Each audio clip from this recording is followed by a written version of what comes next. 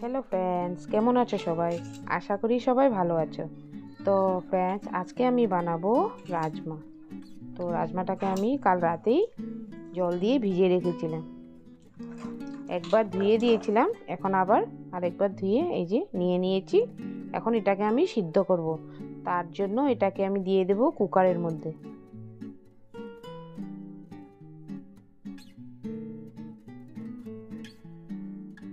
কুকারে দিয়ে দেব জল ঝরিয়ে, তারপর ওর মধ্যে ভালো জল দিয়ে দেব।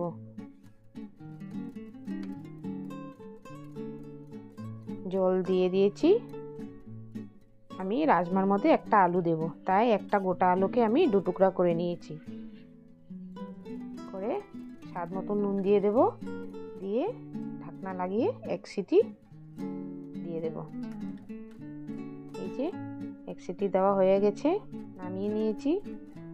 রাজমাটা খুব ভালোভাবে সিদ্ধ হয়ে গেছে।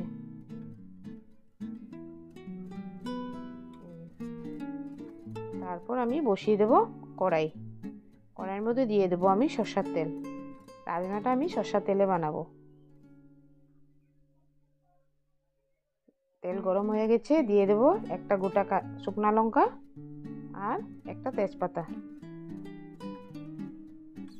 দেব গোটা গরম মশলা, দালচিনি, লবঙ্গ, এলাচ দিয়ে একটু নাড়াচাড়া করে নেব। নাড়াচাড়া করে নিয়েছি। এই যে এর মধ্যে আমি দেব একটু রসুন বাটা, আদা বাটা, পেঁয়াজ কুচি, টমেটো কুচি আর কাঁচা লঙ্কা। তো এক এক করে আমি দিয়ে দেব তেলের মধ্যে। প্রথমে আমি পেঁয়াজটা দেব। পেঁয়াজটা দিয়ে একটু নাড়াচাড়া করে নিয়েছি। তারপর দিয়ে দেব আমি আদা বাটা, রসুন বাটা দিয়ে এটাকেও ভালো করে নাড়িয়ে নেব। কাঁচা গন্ধটা যাওয়ার পর দিয়ে দেব আমি টমেটোর আর কাঁচা লঙ্কাটা দিয়ে ভালো করে নাড়িয়ে নেব। এই যে আমার ভালো করে নাড়ানো হয়ে গেছে মশলাটা, এটা টমেটোর পেঁয়াজটা। তারপর আমি এর মধ্যে দিয়ে দেবো এক এক করে মশলাগুলো। প্রথমে আমি দিয়ে দেব হলুদ গুঁড়ো, তারপর দেব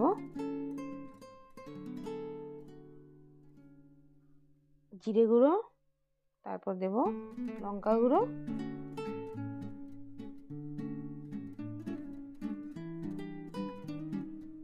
তারপর দেব ধনিয়া গুঁড়ো আর একটু আমি গোলমরিচের গুঁড়ো দিয়েছি। দিয়ে ভালো করে মিশিয়ে নেব। সামান্য জল দেব, না হলে মশলাটা লেগে যাবে। আর আমি সামান্যই নুন দিয়েছি, কেন আমি সিদ্ধ সময় নুন দিয়েছিলাম। আলুটাকে এর সাথে মশলার সাথে ভেজে নেব। ভাজা হয়ে গেছে, তারপর দিয়ে দেব আমি সিদ্ধ করা রাজমাগুলোকে। দিয়ে ভালো করে নাড়িয়ে আমি 3-4 মিনিট ঢেকে রেখেছিলাম। জলটা যখন ভালো করে ফুটে উঠেছে, তারপর উপর থেকে দিয়ে দিলাম গরম মশলা, দিয়ে আমি এটাকে নামিয়ে নেব।